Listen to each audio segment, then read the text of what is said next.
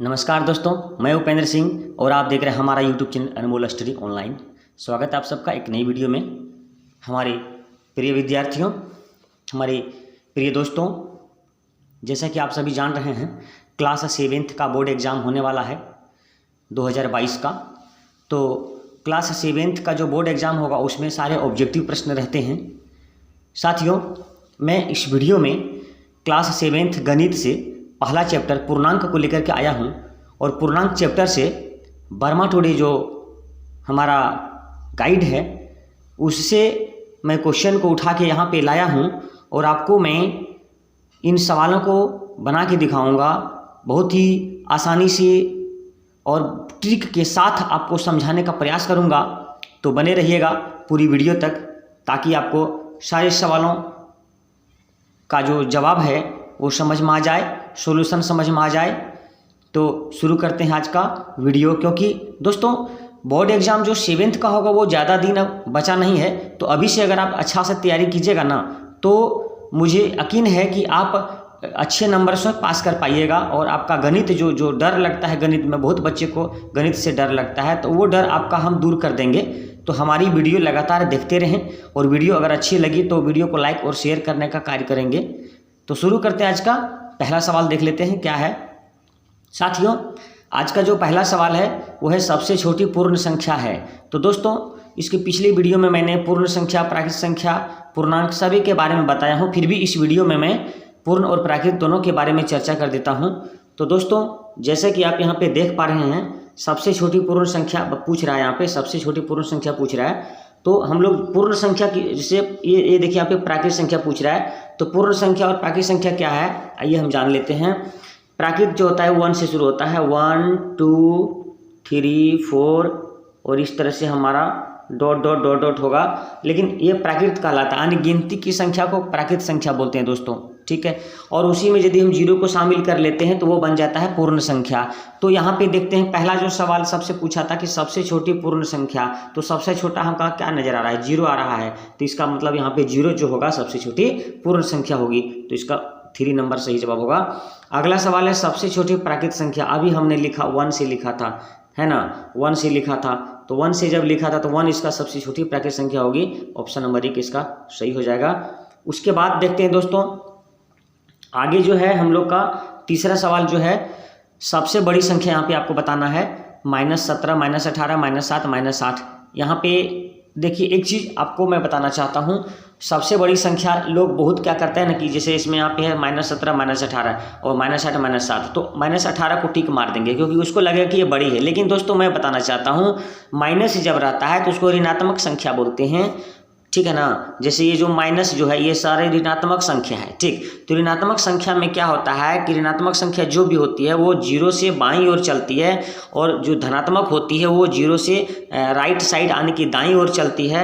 जैसे कि अभी हम लिख पा रहे हैं यहाँ पे, जैसे 0 लिखेंगे तो यहाँ इधर लिखेंगे -1, यहाँ लिखेंगे -2, यहाँ लिखेंगे -3, यहाँ लिखेंगे -4, इधर लिखेंगे 1 2 3 4, ऐसे लिखेंगे। तो इधर जो भी हम लोग लिख रहे हैं धनात्मक है, इधर वाला धनात्मक है और इधर वाला यहाँ ऋणात्मक है, ये ऋणात्मक है, ठीक है ना। तो यहाँ पे जैसे जैसे हम लोग बाईं ओर चलते हैं वैसी संख्या छोटी होती जाती है। इधर इधर जब चलते हैं तो ये छोटी होती जाती है, इधर जब जाते हैं तो ये बड़ी होती जाती है, ठीक है ना। तो यहाँ पे देखिए -1 से छोटी हो गई -2, -2 से छोटी हो गई -3, -3 से छोटी हो गई -4, ये वाला। और इधर हम जब राइट साइड में जाएंगे 1 से बड़ी हो गई 2, 2 से बड़ी 3, 3 से बड़ी 4।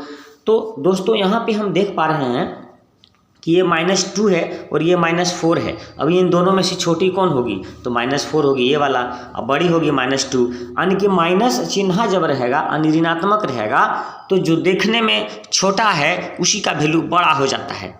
जैसे कि -2 यहाँ पे बड़ी हो जाएगी, -4 यहाँ पे छोटी हो जाएगी। लेकिन देखने में 4 बड़ा है मगर इसका वैल्यू कम हो रहा है क्योंकि ये बाईं ओर में हमको प्राप्त हो रहा है, ठीक है ना।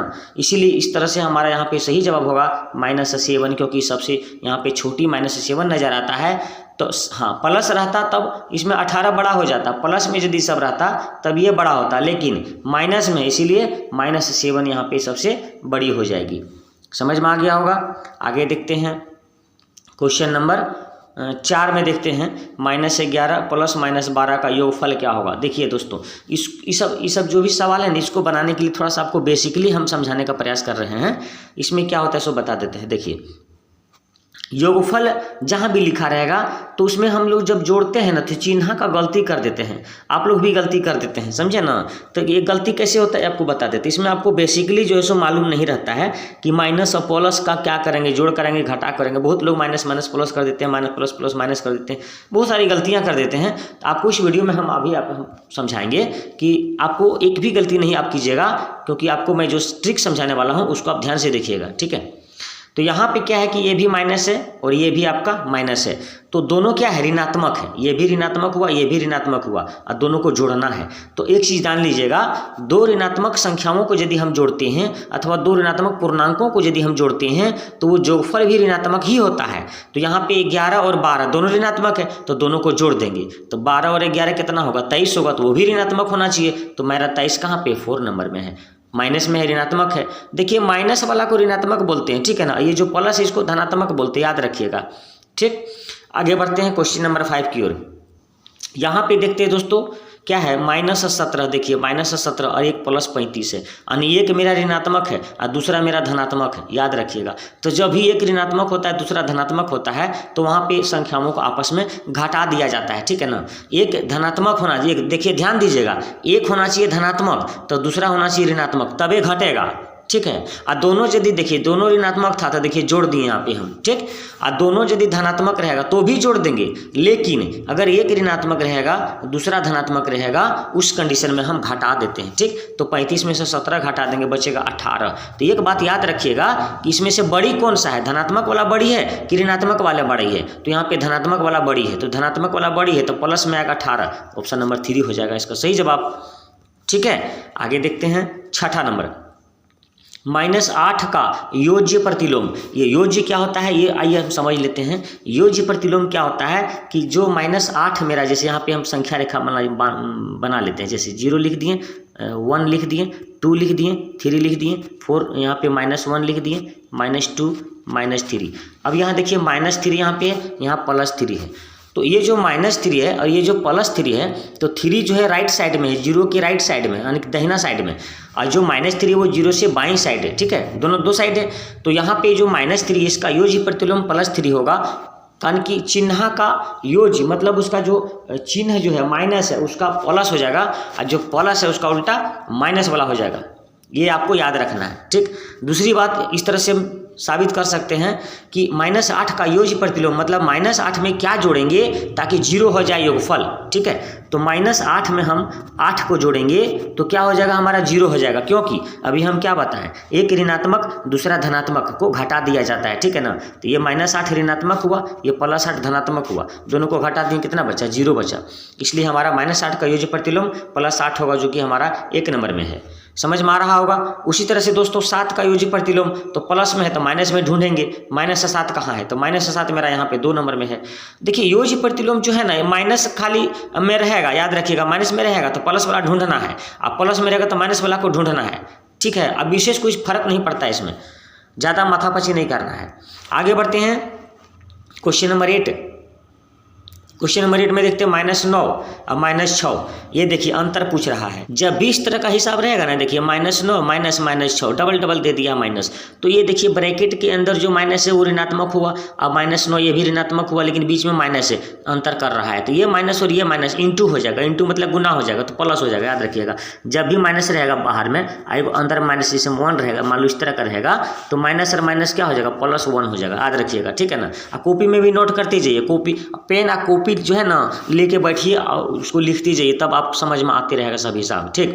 तो यहाँ पे कितना हो जाएगा, यहाँ हो जाएगा -9 और ये माइनस और माइनस हम क्या करेंगे, प्लस में 6 कर देंगे। तो अभी हम क्या सिखाएं, एक ऋणात्मक है और दूसरा धनात्मक है, तो यहाँ पे जोड़ेंगे कि घटाएंगे, आप कहिएगा जोड़ेंगे, नहीं घटाएंगे, क्योंकि एक ऋणात्मक है दूसरा धनात्मक है तो घटाएंगे।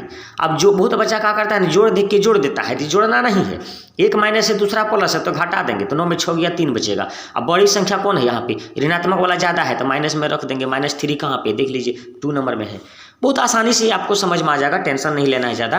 अब देखते हैं ये 9वां नंबर का सवाल देखते हैं। ये भी देखिए उसी टाइप का, एकदम विशेष उसी टाइप का है। तो 5 जैसे कि लिख लेते हैं, ठीक है ना, 5 लिख लिए। अब माइनस है और एक और माइनस है तो प्लस कर देंगे ना आसानी से। अभी हम क्या बताएं, माइनस माइनस रहेगा, ब्रैकेट में भी बाहर में भी माइनस रहेगा, तो माइनस है माइनस प्लस हो जाता है। तो 5 7 12 हो जाएगा। कहाँ पे है, तीसरा नंबर में 12 है। कितना आसानी से बन जाता है। आगे देखते हैं उसी तरह से 10वां सवाल। बहुत आसानी से आप लोग बना सकते हैं। देखिए ये ऋणात्मक है और ये धनात्मक है। ये सवाल पीछे शायद था कि एक धनात्मक ऋणात्मक, तो घटा देंगे तब 35 में 17 गया, 18 बचेगा प्लस में। कहाँ पे है, 1 नंबर में है। कितना आसानी से बन रहा है। अब आगे देखते हैं पूर्णांकों का गुणनफल। यहाँ पे आ गया, देखिए 11 नंबर में पूर्णांकों का गुणनफल आ गया। 15 भी माइनस है, 8 भी माइनस है, गुना है। देखिए एक चीज़ हमेशा याद रखिएगा कि जब भी 2 ऋणात्मक पूर्णांकों का गुना होता है तो वो धनात्मक बन जाता है, याद रखिएगा, ठीक है। चाहे 2 माइनस हो चाहे 2 प्लस हो, याद रखिएगा। जैसे मान लीजिए 2 है हमारा प्लस है और 3 भी हमारा प्लस है, तो 2 तिया हमारा 6 हो जाएगा प्लस में, ठीक है ना। अब -2 यदि है, अब -3 यदि है और ये गुना है तो ये भी हो जाएगा प्लस में, ठीक। यानी माइनस माइनस गुना होगा तो भी प्लस और प्लस प्लस गुना होगा तो भी प्लस। लेकिन याद रखिएगा माइनस और प्लस यदि रहेगा गुना तो वो माइनस हो जाता है, ऋणात्मक बन जाता है वो, ठीक है। कहने का मतलब है कि अगर एक ऋणात्मक संख्या है और दूसरा यदि धनात्मक संख्या, धनात्मक मतलब प्लस वाला, ऋणात्मक मतलब माइनस वाला, याद रखिएगा, ठीक। तो -15 अब -8 गुना होगा प्लस में होगा 120। 120 कहाँ पे है, ये देखिए तीसरा नंबर में है। उसी तरह से 12 नंबर का देख लेते हैं। 12 नंबर का देखते हैं, -3 -2, यहाँ भी 3 दूनी 6 होगा और माइनस माइनस प्लस होगा तो +6 कहाँ पे, 4 नंबर में है ना। आसान है ना, मज़ा लगता होगा। वीडियो अगर अच्छा लग रहा है तो दिल से लाइक कर दीजिएगा, ठीक है। 13वां नंबर सवाल देख लेते हैं। 13वां नंबर सवाल यहाँ पे है मेरा, ये देखिए 13। यहाँ पे अभी हम क्या बताए थे, देखिए आ गया ना, ये धनात्मक है ये ऋणात्मक है आपका, आ गया ना, एक धनात्मक दूसरा ऋणात्मक आ गया, ठीक। तो एक धनात्मक और दूसरे ऋणात्मक गुना होने पे माइनस हो जाता है, याद रखिए, यानी ऋणात्मक बन जाता है। तो 2 एकम 2 -2 कहाँ पे है, यहाँ पे -2 है।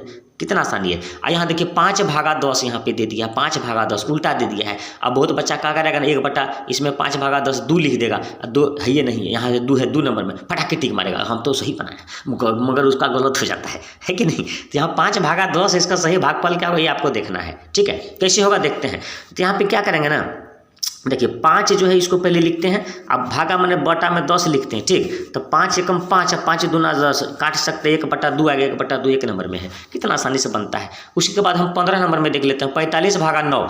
तो भागा, यहाँ पे देखिए भाग है ना, तो माइनस में भाग में भी वही होता है कि अगर 2 संख्याओं का यदि भाग है और दोनों ऋणात्मक है तो भाग देखिए धनात्मक हो जाता है, यानी माइनस माइनस कट जाता है, ठीक है। तो 9×5 = 45, देखिए 9×5 = 45, 5 बार में भागा जा रहा है, अब माइनस माइनस खत्म हो जाएगा, तो +5 कहाँ पे, यहाँ पे है ना। आसान, मजा लग रहा होगा एकदम, ठीक है। आगे देखते हैं 16वां सवाल। दोस्तों मेरा जो वीडियो है ना दोस्तों, मैं जब बताता हूँ ना तो एकदम दिमाग फ्रेश कर देता हूँ, ठीक है। बच्चा लोग का दिमागवा ना खुल जाता है, और बच्चा जब दिमाग खोल के रहेगा ना तो समझ में सही आता है, नहीं तो समझ में नहीं आएगा, ठीक है। तो अभी हम कितना सवाल देखें, 15 देख लिए, तो 16 देख लेते हैं, ठीक है।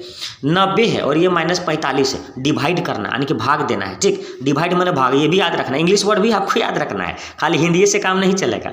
तो 45 से 90 को भागा देंगे, 45 दूना 90, 2 बार में जाता है, ठीक है ना। 45 और 45 90, 45 का पहाड़ा नहीं जानते हैं तो 45 को जोड़ दीजिए, 90 आगे 2 बार में, तो 2 बार में एक ऋणात्मक है दूसरा धनात्मक, याद रखिएगा, एक ऋणात्मक और दूसरा धनात्मक, तो वो भी ऋणात्मक ही हो जाता है। तो -2 कहाँ पे, यहाँ पे -2 है, 2 में आ गया, ठीक है। और 0/12, और 0 को कोई भी संख्या से भागा देंगे ना, देखिए 0 जो है ना, मेरा 0 जो है इसको कोई भी संख्या से भागा देंगे, 2 से दे देंगे और 3 से दे देंगे, चाहे तो 4 से दे देंगे, कोई भी संख्या से भागा देंगे ना तो 0 आएगा। तो यहाँ पे 0 कहाँ पे, 1 नंबर में है, ठीक है ना। इसे हो जाएगा। आगे देखते हैं 18 नंबर का। यहाँ भी 0 को भागा दे रहे हैं 15 से, और 0 को भाग दे रहे हैं 15 से, तो ये भी 0 ही होगा, तो 1 नंबर भी इसका हो जाएगा। और यहाँ देखिए, ये देखिए गड़बड़ वाला बात हो जाएगा, ये आपका 19 नंबर है, ये देख लीजिए, मजा आ जाएगा इसमें, है ना। इसमें क्या कह रहा है, 30 को 0 से भागा देंगे। देखो बात है ना दोस्तों कि 0 ऐसा संख्या जिससे हम किसी को भाग दे ही नहीं सकते हैं, ठीक है। किसी भी संख्या को 0 से भाग दे ही नहीं सकते, वो अपरिभाषित हो जाता है, यानी कि परिभाषित नहीं। तो क्वेश्चन इसका ऑप्शन नंबर 4 हो जाएगा। कैसे होगा देखिए, मान लीजिए आपका जैसे कि है ना 30 है, ठीक, और 30/0 है, ठीक। तो 30/0 को हम कभी लिखिए नहीं सकते हैं, आज तक कोई गणितज्ञ इसको परिभाषित नहीं कर पाया है, तो हम क्या कर पाएंगे, है ना। तो ये अपरिभाषित नहीं होगा, यानी यह परिभाषित होगा। तो अगर ऑप्शन में यह परिभाषित लिखा रहेगा, है ना, आभाषित, यह परिभाषित रहेगा ना, तो फिर भी वही बात होगा, ठीक। आगे बढ़ते हैं। तो हम लोग कहाँ तक देख लिए थे, 19 नंबर तक देखे थे ना। अब 20 नंबर से देखते हैं। 20 नंबर में देखिए यहाँ भी 19/0 दिया हुआ है, ये अपरिभाषित। देखिए आ गया ना ऑप्शन 4 में, अपरिभाषित लिख दिया ना। अभी हम क्या बताए थे कि परिभाषित नहीं रहेगा तो अपरिभाषित भी लिखा रहेगा, वही जो बोले वही हो गया। ठीक है, अब 21वां सवाल देखते हैं दोस्तों। 21वां सवाल देखते हैं दोस्तों। एक बात और दोस्तों, अगर वीडियो अच्छा लग रहा है तो लाइक कर दीजिएगा, है ना। बहुत मेहनत से बनाते हैं, आप ही के लिए बनाते हैं, दिन रात मेहनत करते हैं, तब आपके लिए वीडियो बना देते हैं ताकि आपको आसानी से समझ में आ जाए। सब हिसाब किताब सब बना लीजिएगा, परीक्षा में भी जाके अच्छा से बना करिएगा, कितना खुश रहिएगा। मम्मी पापा का भी नाम रोशन कीजिएगा, पढ़िएगा लिखिएगा, पास होइएगा अच्छा नंबर से, अच्छा बात नहीं होगा। इसीलिए 21वां सवाल हम देखते हैं। अब वीडियो अच्छा लग रहा है तो लाइक कीजिएगा, ठीक है ना। और अगर अभी तक चैनल सब्सक्राइब नहीं किए तो चैनल वो सब्सक्राइब कर दीजिएगा, क्योंकि चैनल सब्सक्राइब रहेगा ना, बेल आइकन भी दबा दीजिएगा, तभी नया वीडियो आएगा आपके पास फटाफट। आप देखिएगा, क्योंकि 2022 में एग्जाम होने वाला है, आपको पास करना है अच्छा नंबर से, तो हमारा वीडियो देखते रहिए, ठीक है। तो 21वां सवाल में क्या देखते हैं, -1 से कितना घटाया जाए कि -6 प्राप्त होगा। देखिए घटाने वाला बात बोल रहा है, तो इसमें बहुत बच्चा कन्फ्यूज हो जाता है। तो याद रखिएगा, जैसे -1 है तो हमको चलना किधर है, -6 की तरफ चलना है, ताकि 6 प्राप्त हो जाए। ठीक, तो हम कितना घटाएंगे, तो -6 में घटाना मतलब पीछे जाना है। ठीक, तो हम देखिए संख्या रेखा खींच के दिखाते हैं आपको। 0 यहाँ पे है जैसे कि, तो -1 -2 -3 -4 -5 -6। ठीक, तो हमको क्या कह रहा है, -1 से चलना है, घटाना मैंने पीछे होकर चलना है। तो -1 यहाँ पे चलेंगे 1 2 3 4, और ये 5वां स्थान पे हमारे -6 में, यानी -6 में आने के लिए 5 स्थान तक हमको जाना पड़ता है। 1 2 3 4 5, ये 5वां स्थान में आ रहा है, इसलिए यहाँ पे 5वां स्थान में -5 होना चाहिए। कहाँ पे -5 है, तो यहाँ पे कितना घटाया जाए, 5 घटा देंगे। तो क्योंकि 5 बार में यहाँ पे आए हैं, तो ऑप्शन नंबर इसका 1 सही होगा। यानी 5 बार पीछे गए तब जाके हमको -6 प्राप्त हुआ, तो 5 इसका सही जवाब होगा, 1 नंबर का होगा, ठीक है ना। आगे देखते हैं 22वां नंबर, 2 पूर्णांकों का जोड़ 6 है। देखिए 2 को पूर्णांक है, उसको जोड़ेंगे तो 6 होगा, उसमें से एगो -3 है, तो दूसरा कितना होगा, दूसरा कितना होगा ये आपको ध्यान देना है। देखिए मान लीजिए 2 पूर्णांक का जोड़ 6 है, तो एगो पूर्णांक -3 है, तो -3 हम लोग पहले लिखेंगे, और उसमें जो है ना एक पूर्णांक मान लीजिए x मान लीजिए अपने से, ठीक है ना। अब बराबर में 6 लिख दीजिए, ठीक, ऐसे लिख सकते हैं आप आराम से, क्योंकि एगो पूर्णांक आपका -3 है और उसमें जोड़ना है, तो कितना जोड़ेंगे, तो मान लीजिए x को जोड़ दिए, तो बराबर योग मतलब योगफल, यानी जोड़ के जो आता है ना उसको योग बोलते हैं, तो 6 हो गया। तो यहाँ पे जब x लिखेंगे ना, तो क्या करेंगे ना, जो 6 है ना, 3 को उधर ऊपर ले जाके जोड़ देंगे, ठीक है, ऊपर जाके जुड़ जाएगा 6 3 कितना हो जाएगा, 9 हो जाएगा। तो 9 कहाँ पे है, देखिए ऑप्शन नंबर 2 में है, ठीक है। इस तरह से आप आसानी से बना सकते हैं। आगे देखते हैं 23वां सवाल 23। 2 पूर्णांक है, 2 पूर्णांक यहाँ पे a और एक a है, दूसरा -5 है, और दोनों का अंतर -3 है। तो यहाँ पे a का मान क्या होगा ये आपको बताना है। कैसे बनेगा आइए देख लेते हैं इसको भी। तो यहाँ पे a है, एक मान लीजिए आपका a है, ठीक, अंतर मैंने क्या होता है माइनस, तो एक माइनस आपका यहाँ पे है और एक माइनस आपका अंदर में है। अंतर मतलब एक माइनस यहाँ पे, एक माइनस पहले से है, और ये दोनों मिला के आपको कितना बोल रहा है, 2 पूर्णांक का अंतर -3, यानी कि आप यहाँ पे -3 बोल रहा है, ठीक। तो यहाँ पे क्या करेंगे ना कि ये का ये लिखेंगे, अब माइनस माइनस क्या बताए थे, प्लस बता दिए थे ना, ये हम -3 आपका है, ठीक। तो जब a का मान लिखेंगे, a का मान लिखेंगे तो -3 में ये 5 को भी जाके घटा देंगे, याद रखिएगा, यहाँ तो प्लस है, यहाँ पर माइनस हो जाएगा, ये गलत कर दिए थोड़ा सा। यानी आपको यहाँ पे जो है ना, अब क्या बताए थे, जैसे a हम लिखेंगे ना तो -3 था, और ये 5 यहाँ पे प्लस था, तो यहाँ पे जाके माइनस हो जाएगा, यानी -8 हमको यहाँ पे प्राप्त होगा। तो -8 कहाँ पे है, तीसरा नंबर में है।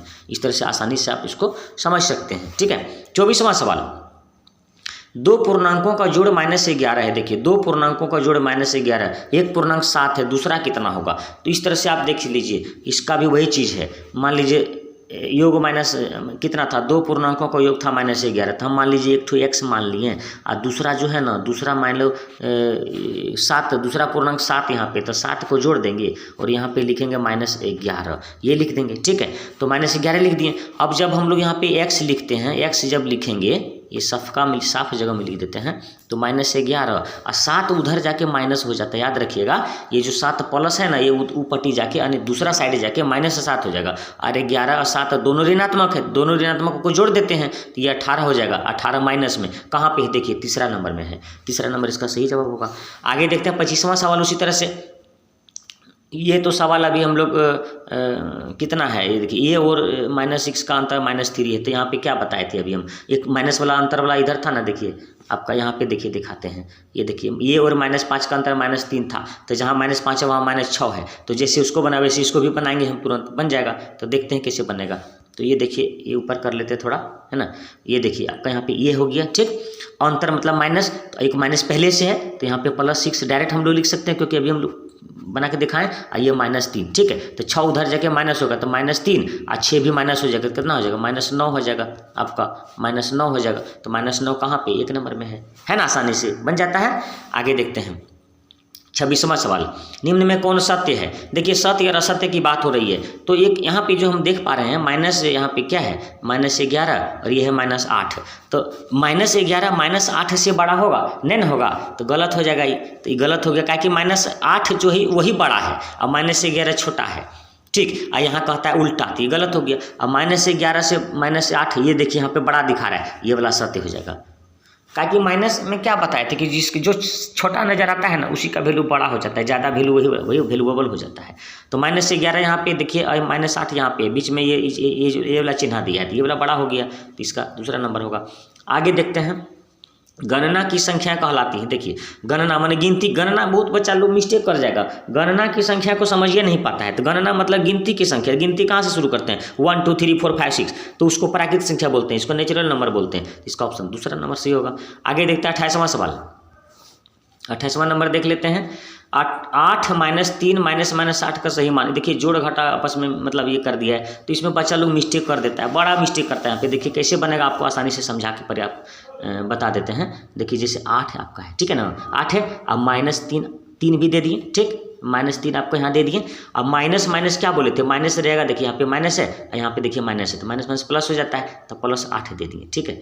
अब बताइए 8 को यहाँ पे जोड़ेंगे ना हम, दोनों धनात्मक है, तो पहले धनात्मक को आपस में जोड़ लेते हैं, 8 8 16 हो जाता है, और 3 को घटा देंगे 13 बचेगा। और नहीं तो ऐसे भी कर सकते हैं, देखिए 8 है, 8 में 3 घटाइए कितना बचेगा, 5 बचा, और 8 को जोड़ दीजिए, तो 5 8 कितना हो गया आपका 13 हो गया, तो यहाँ भी 13 हो गया, दूसरा नंबर का सही हो जाएगा, है ना आसान।